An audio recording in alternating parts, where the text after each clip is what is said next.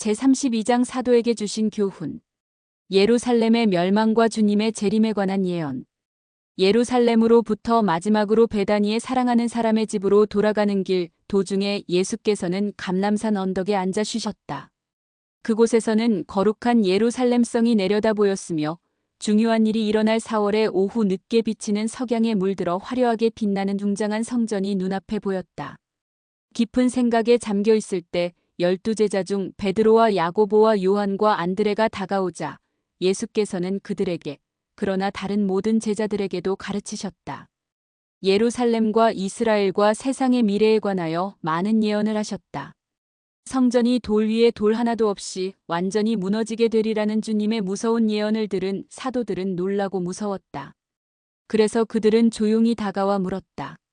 우리에게 이르소서, 어느 때에 이런 일이 있겠사오며 또 주의 임하심과 세상 끝에는 무슨 징조가 있사오리이까? 복합적인 의미가 내포된 이 질문은 주님이 말씀하는 멸망은 곧 이어서 있게 될 주님의 영광스러운 재림의 전표이며 이것이 곧 예나 지금이나 일반적으로 세상의 끝이라고 알려진 주님의 사업의 절정의 시기라는 사실을 이해하고 있음을 전제하고 있다.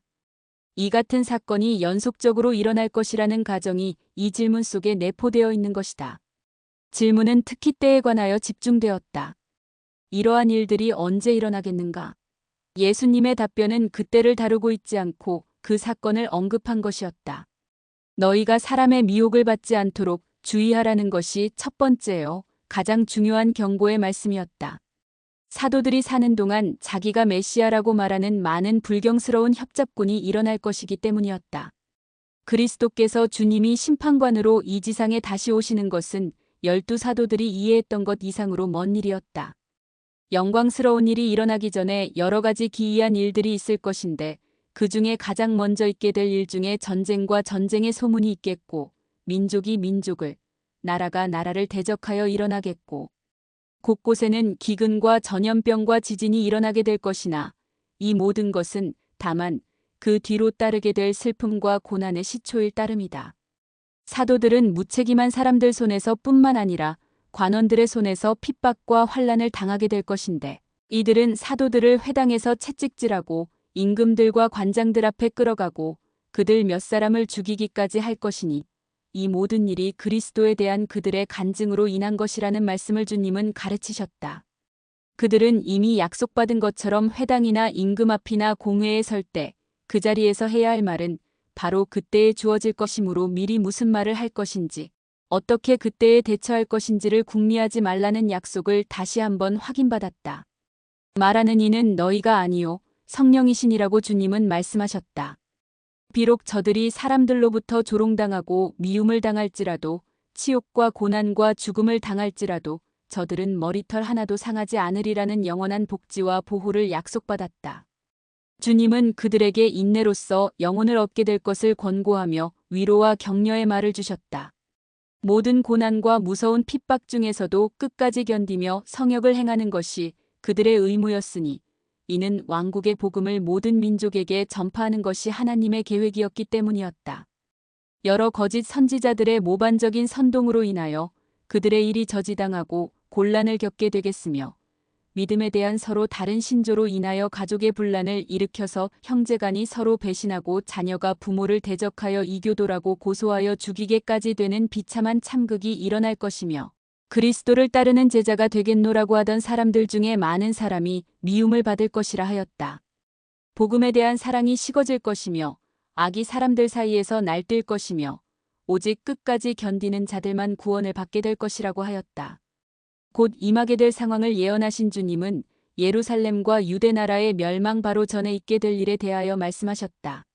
너희가 선지자 다니엘의 말한 바 멸망에 가증한 것이 거룩한 곳에 선 것을 보거든이라고 주님이 말씀하셨다고 마태는 기록하고 있으며 마가도 역시 실질적으로 같은 내용을 기록하고 있다. 누가도 너희가 예루살렘이 군대들에게 에워싸이는 것을 보거든이라고 기록하였다. 그 멸망이 가까운 줄을 알라. 이 징조야말로 아무도 곡해할 수 없는 뚜렷한 징조였다. 선지자 다니엘은 예루살렘의 멸망과 가증함을 예언하였으며 이로써 성전의 의식을 강제로 중단하겠고 이스라엘의 성소를 이교도의 정복자에 의하여 황폐하게 하리라는 것을 예언하였다. 다니엘의 예언적인 시연은 군대가 예루살렘을 에워쌈으로써 그 시연이 이루어졌다는 것이 알려질 것이라 하였다. 그때에 모든 사람이 급히 도망하여야 하고 유대에 있는 자들은 산으로 도망하여야 하며 지붕 위에 있는 자는 물건을 가지러 집 안으로 들어갈 시간도 없이 그대로 바깥 계단으로 내려가 도망해야 하고 밭에 있는 자들은 옷을 가지러 집으로 들어가지 말고 그대로 떠나야 할 것이라 했다. 그때에 아이를 뵌 여인이나 아기에게 젖을 먹여야 할 여인은 그와 같은 상황으로 인하여 크게 방해를 받고 곤란을 겪게 될 것이라 하였다. 모든 사람은 이와 같이 도망하는 일이 겨울에 일어나지 않도록 기도하여야 하고 또한 안식일에 여행을 금하는 규율로 인하여 또는 성문을 닫아 놓아 도망할 수 없게 되지 않기 위하여 이러한 일이 안식일에 일어나지 않도록 기도하여야 할 것이라 하였다. 또한 이와 같은 환란은 이스라엘 역사상 전무후무한 무서운 환란이 될 것이라 하였다. 그러나 하나님의 자비로 인하여 택함을 입은 신자들을 위하여서 이 환란의 시기가 짧아질 것이라고 주님은 말씀하셨다. 그 외에는 이스라엘의 모든 육체가 구원을 받지 못할 것이라 하였다. 많은 무리가 칼로 죽임을 당하겠고 또한 많은 사람들이 포로가 되겠으며 그리하여 이스라엘 민족은 모든 민족 가운데 흩어지게 될 것이라 하였다. 타락한 이스라엘의 자랑인 예루살렘은 이방인의 때가 차기까지 이방인들에게 밟히리라. 역사는 이 무서운 주님의 예언이 하나씩 성취되는 사실을 확증하여 주고 있다. 이 같은 환란의 시대가 지난 후 그 기간은 명시되지 않았으나 사탄은 거짓 교리로 세상을 속이며 하나님의 사자로 가장하여 보라 그리스도가 여기 있다. 혹 저기 있다고 끊임없이 외칠 것이나 12사도는 이러한 자들로부터 자신을 경계하고 12사도와 그들이 부르고 성임한 교사들을 통하여 세상이 경고를 받게 될 것이다. 악마의 사신인 미혹하는 거짓 선지자들이 날뛰며 사람들을 광야로 유인하거나 은둔자로서 고행을 하게 하거나 그리스도가 골방에 있다고 말하면서 은둔 생활을 하게 하려고 미혹할 것이며 어떤 거짓 선지자는 사탄의 힘으로써 표적과 기적을 보이어 할 수만 있으면 택하신 자들도 미혹하게 할 것이나 이러한 모든 악마의 왕자의 계획에 대하여 주님은 믿지 말라고 경고하시면서 다음과 같이 덧붙여 말씀하셨다. 너희는 삼가라 내가 모든 일을 너희에게 미리 말하였노라. 주님이 영광과 권능으로 하강하시는 날에는 아무도 의심하는 자가 없을 것이며 종파 간의 분쟁이 없을 것이니 이는 번개가 동편에서 나서 서편까지 번쩍임같이 인자의 임함도 그러하리라 말이래. 이스라엘 민족의 집합은 교회의 몸이 세워진 곳으로 독수리들이 모인다는 말로 비유되어 있다. 앞으로 일어나게 될 일에 대한 지금까지의 설명에서 언급된 사건을 연대순으로 정리하면 분명히 알 수 있다. 우선 사도와 교회에 대한 환란의 시대가 있겠고 다음에 예루살렘의 멸망과 함께 참혹한 전쟁의 공포가 따르게 되겠고 이어서 종파 간의 무서운 분쟁과 의로운 자에 대한 잔인한 핍박 등을 수반하는 오랜 기간의 배도가 있을 것이다.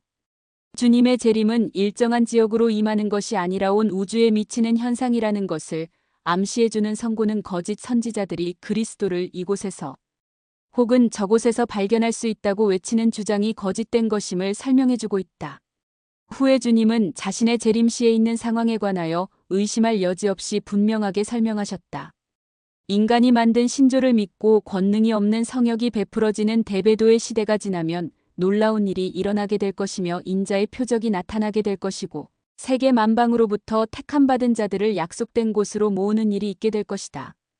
주님이 사도들에게 앞으로 닥치게 될 고통과 슬픔과 환란의 시대를 통하여 굳건하게 지키도록 명령한 가장 우선적이며 중요한 임무는 경계였다.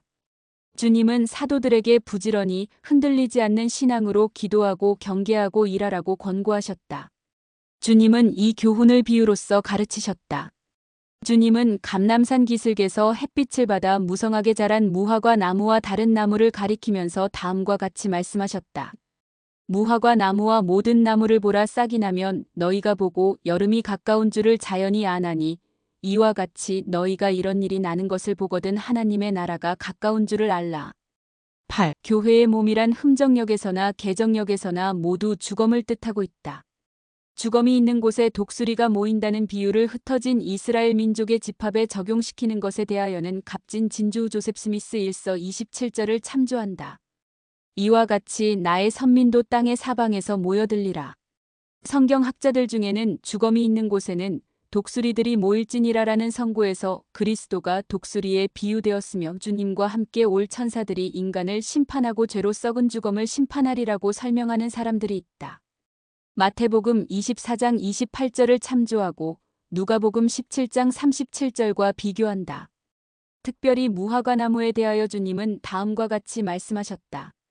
그 가지가 연하여지고 잎사귀를 내면 여름이 가까운 줄을 하나니 가까이 온 사건에 대한 이 같은 표적은 예루살렘의 멸망과 유대 왕국의 종말을 선포하는 징조에도 마찬가지로 적용되며 곧 이어 따르게 될 그리스도의 재림에 대한 징조에도 적용되는 것이다. 복음서에는 그 다음 말씀이 다음과 같이 기록되어 있다. 내가 진실로 너희에게 말하노니 이 세대가 지나가기 전에 이 일이 다 이루리라. 이 세대란 앞서 언급된 일들이 실현되기 전에 불길한 일들이 일어나게 될 세대를 말하는 것이다. 예루살렘의 멸망에 관한 예언만을 보더라도 그 예언은 몇몇 사도들과 당대의 많은 무리들의 생애 동안 문자 그대로 성취되었다. 주의 재림에 관한 주님의 예언은 예언이 성취되기 시작하는 것을 목격하는 사람들의 세대에 이루어지게 될 것이다. 주님은 그 모든 예언이 반드시 성취되리라는 것을 다음과 같은 말로 강조하셨다. 천지는 없어지겠으나 내 말은 없어지지 아니하리라. 주님이 재림하실 시각에 대한 모든 설은 그것이 단지 추측이든지 추론이든지 아니면 계산상으로 나온 날짜이든지 간에 그리스도의 다음과 같은 말씀에 따라 전혀 무근한 것으로 밝힐 수 있다. 그러나 그날과 그때는 아무도 모르나니 하늘에 있는 천사들도 아들도 모르고 아버지만 아시느니라. 주님은 죄악이 가득한 세상에 예기치 않은 때에 갑자기 영광과 권세로 하강하실 것이나 경계하고 독실한 자들은 그때가 이르기 전에 나타날 징조를 읽고 이해할 것이라는 사실이 노아 시대의 사회상과 비교되어 분명하게 설명되었다. 당시 백성들에게 예언을 말하고 경고하였으나 그들은 노아가 방주로 들어가는 날까지 시집가고 장가들며 먹고 마시고 즐기는 일을 계속하면서 홍수가 나서 저희를 다 멸하기까지 깨닫지 못하였으니 인자의 임함도 이와 같으리라. 택함받은 자들을 모으는 마지막 단계에서는 친구로서의 연분은 곧 끊어질 것이다. 밭을 갈고 있는 두 사람 중에서 또는 함께 나란히 집안일을 돌보는 두 사람 중에서 충실한 자는 들려 올림을 받겠고 죄인은 버려둠을 당하게 된다.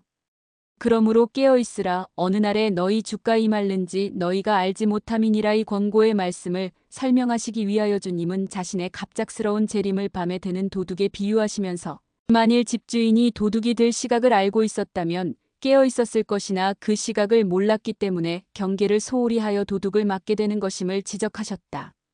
또다시 주님은 자신을 큰 집의 주인에 비유하고 사도들을 합당하게 임명된 문지기에 비유하시면서 다음과 같이 말씀하셨다.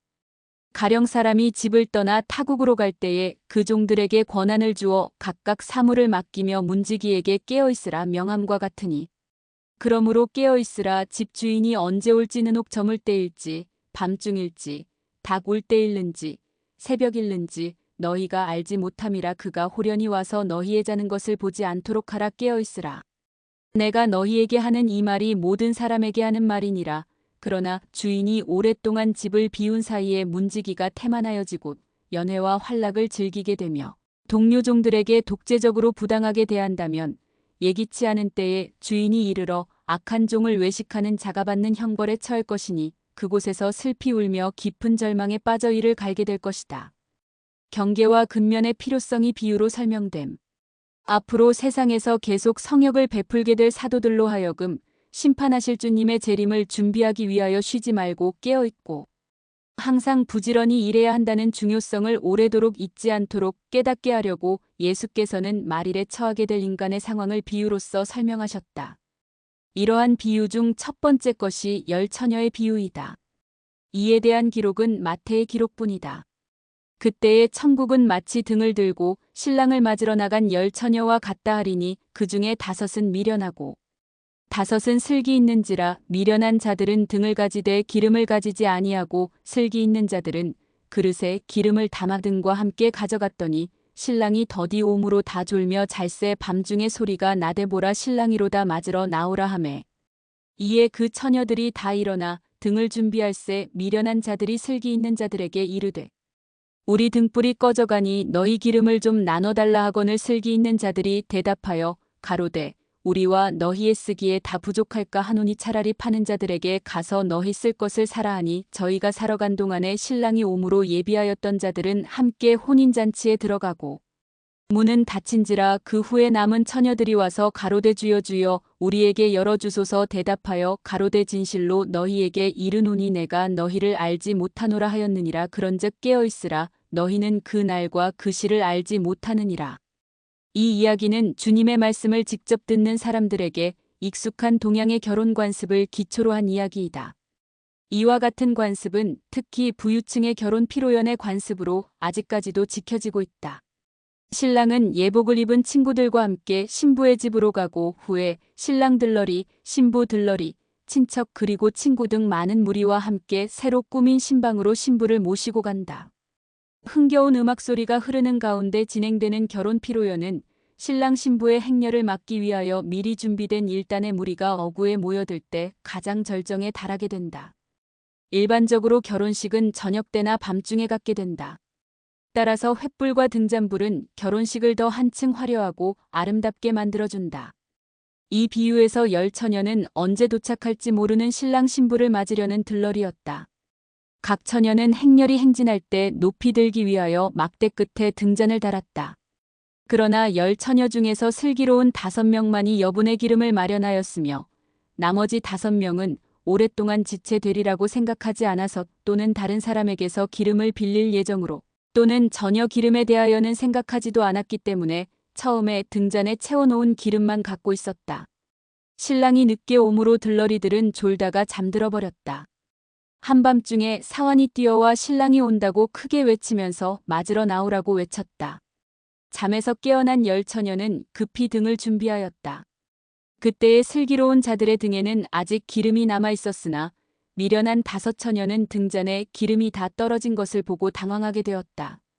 그들은 슬기로운 5 처녀에게 기름을 나누어 달라고 요청하였으나 그들은 이를 거절하였다. 이같이 중대한 때에 자신의 등잔에 사용할 기름만 갖고 있는 것을 나누어 주면 자신의 등잔에 쓸 기름이 충분치 못하게 될 것이기 때문이었다.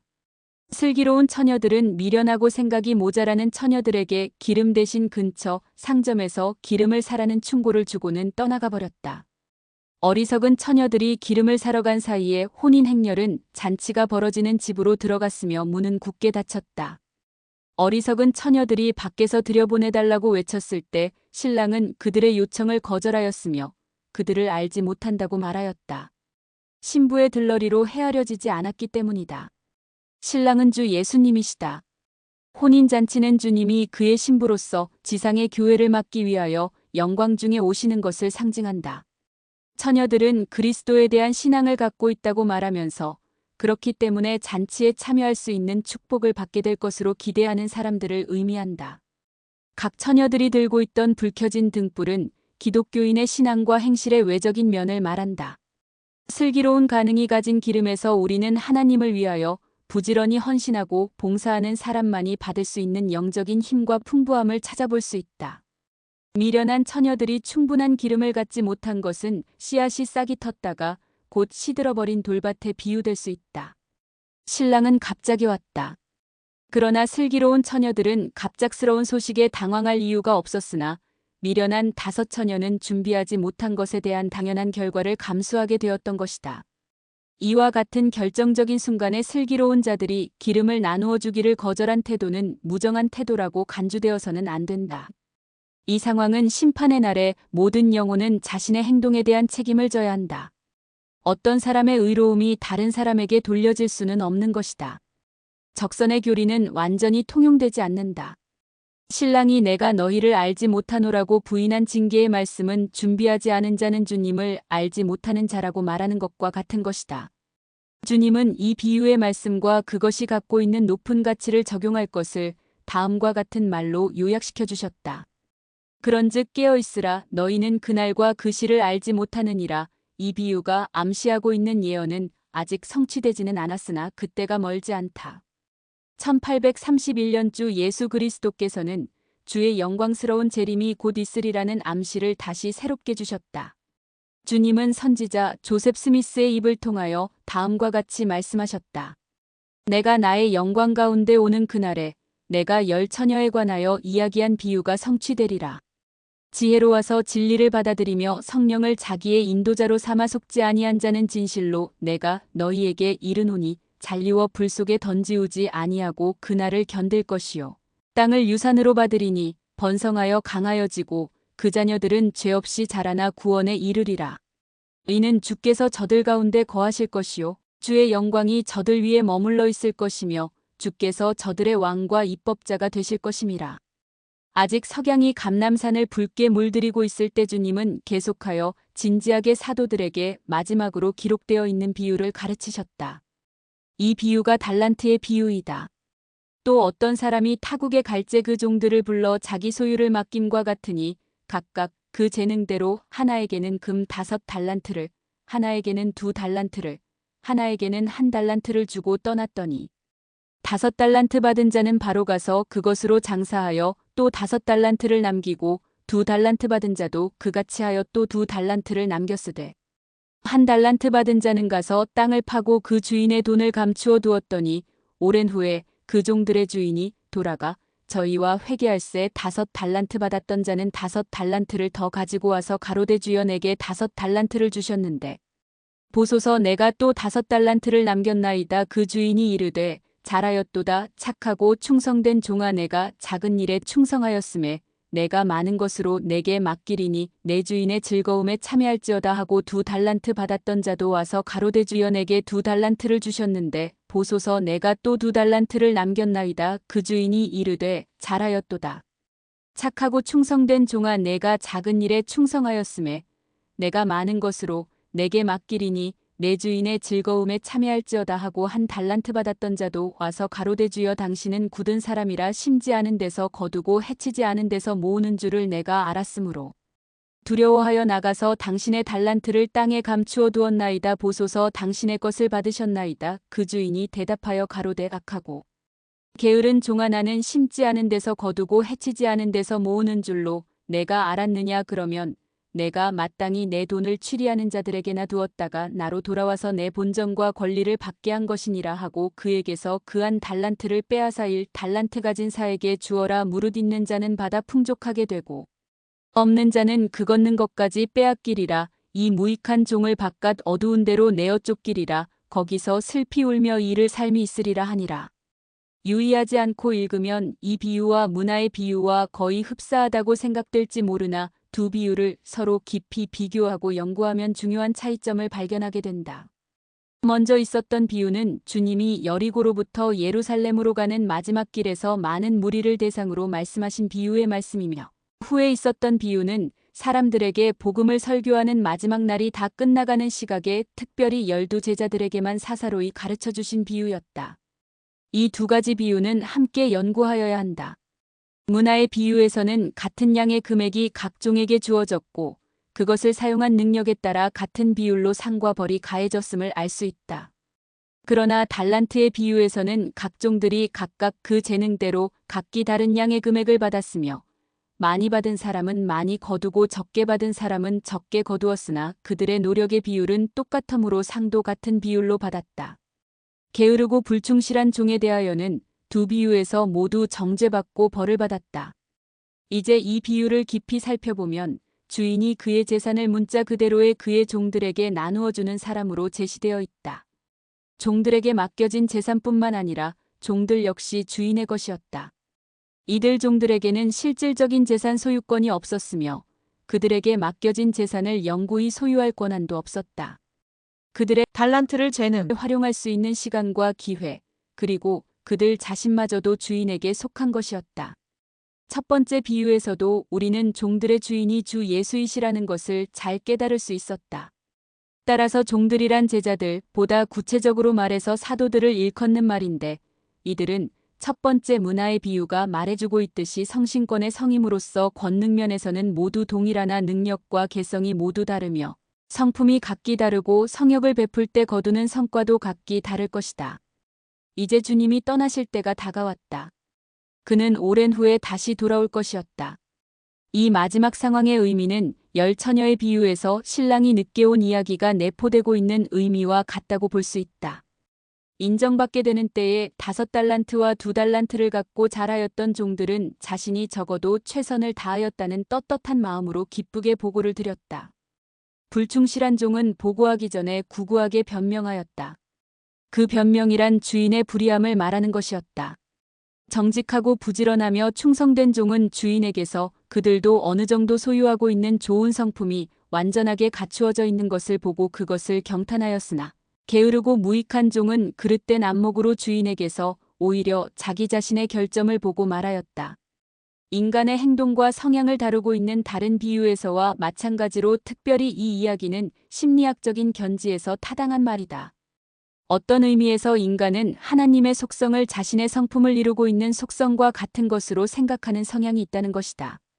5달란트를 받은 종과 2달란트를 받은 종은 모두 똑같이 칭찬을 들었으며 같은 보상을 받았다.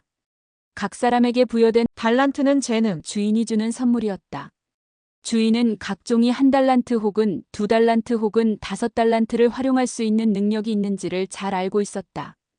비교적 작은 범위 내에서 선한 일을 하는 것이 넓은 범위에서 하는 봉사보다 덜 필요하며 덜 받아들여진다는 결론을 내려서는 안 된다.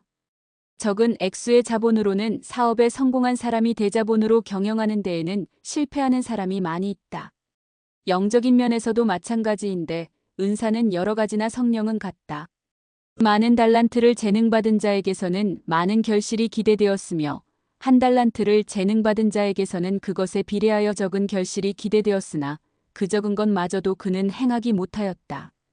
적어도 그는 그 돈을 은행에 예금하여 공익을 위하여 사용되게 하고 그동안의 이자를 받을 수도 있었다. 영적인 면에서도 마찬가지이다. 음악에 대한 재능이나 웅변의 재능이나 손재주 등등의 재능을 갖고 있는 사람은 그 받은 재능을 최대한으로 활용하여 그 자신과 또 다른 사람들도 그것으로 인하여 혜택을 받게 하여야 한다. 그러나 그러한 힘을 스스로 행사하기를 게을리하는 사람은 다른 사람이 그 은사를 받아 행사하도록 돕는 일밖에는 할 수가 없는 것이다.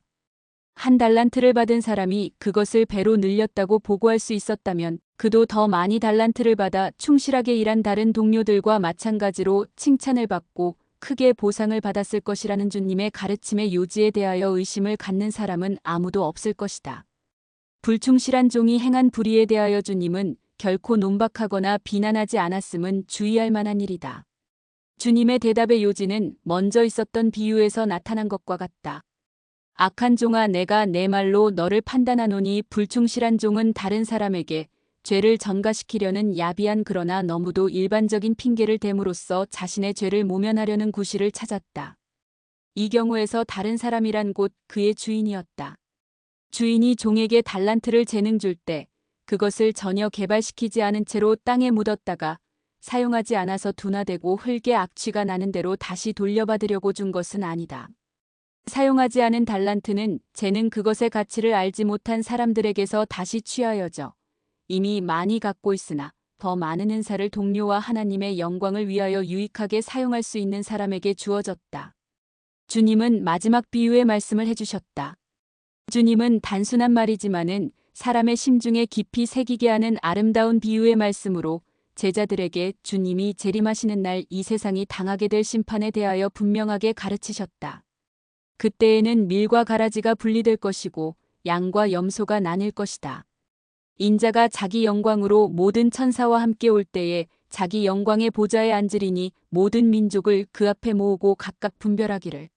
목자가 양과 염소를 분별하는 것 같이 하여 양은 그 오른편에 염소는 왼편에 두리라. 임금이 와서 오른편에 앉은 자들에게 굶주린 자에게 먹을 것을 주었고 목마른 자에게 마실 것을 주었으며 나그네에게 쉴 곳을 주었고 헐벗은 자에게 입을 것을 주었으며 병든 자를 돌보았고 옥에 있는 자를 방문하여 격려해 주었다고 그들의 선행을 칭찬하면서 이 모든 선행을 곧 주님에게 한 것으로 돌려 그 보상으로 크게 축복을 주실 것이다. 이 축복받은 자들은 임금의 후한 축복을 받기에 자신이 합당하지 못하다고 생각하여 그러한 보상을 받을 자격이 없다고 말하게 될 것이다. 임금이 대답하여 가라사대 내가 진실로 너희에게 이르노니 너희가 여기 내 형제 중에 지극히 작은 자 하나에게 한 것이 곧 내게 한 것이니라.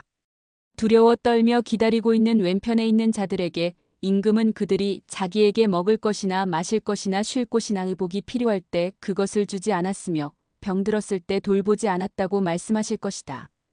그때에 저들은 절망하여 언제 어디에서 주님을 위로할 수 있는 기회가 있었느냐고 반문할 것이며 주님은 이같이 대답하실 것이다. 내가 진실로 너희에게 이르노니 이 지극히 작은 자 하나에게 하지 아니한 것이 곧 내게 하지 아니한 것이니라. 의로운 자들은 내 아버지께 복받을 자들이여 라는 말로 영접될 것이며 악한 자들은 저주를 받은 자들아 나를 떠나라는 무서운 형벌을 받게 될 것이다. 영생은 측량할 수 없이 큰 보상이며 형벌은 깊이를 헤아릴 수 없이 무서운 저주이다. 두 가지 비유와 그것에 따르는 가르침을 하나의 설교로 볼 때 우리는 여러 부분에서 나타나고 있는 이 같은 성질 이상의 아름다움과 가치를 주는 것과 같은 주제의 일치성과 주제를 다루는 데 보이는 철저함 등을 찾아볼 수 있다. 주님의 대업을 깨어서 기다려야 한다는 점과 준비하지 않은 자에게 닥쳐올 위험 등이 열처녀의 비유에 잘 설명되어 있으며 부지런히 일하는 것과 태만한 자에게 오는 무서운 결과가 달란트의 비유에 나타나 있다. 이 두 가지 국면은 서로 상대적인 것이며 서로를 보완하여 주는 중요한 것이다. 부지런히 일해야 하는 것이 필요한 것처럼 경계하며 기다리는 것 역시 중요한 것이다. 신랑이 지체되는 오랜 기간, 즉 주인이 타국에 가서 있는 오랜 기간은 주님이 이 세상을 떠나신 후부터 영광 중에 다시 오실 때까지의 기간을 의미하는 것이다. 그리스도께서 세상을 심판하러 오셔서 모든 사람이 각기 행한 행위대로 보상을 받게 하리라는 분명한 말씀이 곧 이 훌륭한 설교에 짐약되어 있다. 주님의 사망에 대한 또 다른 구체적인 예언. 감람산에서 쉬면서 제자들에게 가르치신 예수께서는 아마도 베다니로 걸어가는 도중 12제자에게 자기를 기다리고 있는 무서운 운명을 상기시켜 주시면서 자기가 배반당할 시간과 돌아가실 방법을 구체적으로 말씀하셨다. 너희는 아는 바와 같이 이틀을 지나면 유월절이라 인자가 십자가에 못 박히기 위하여 팔리우리라.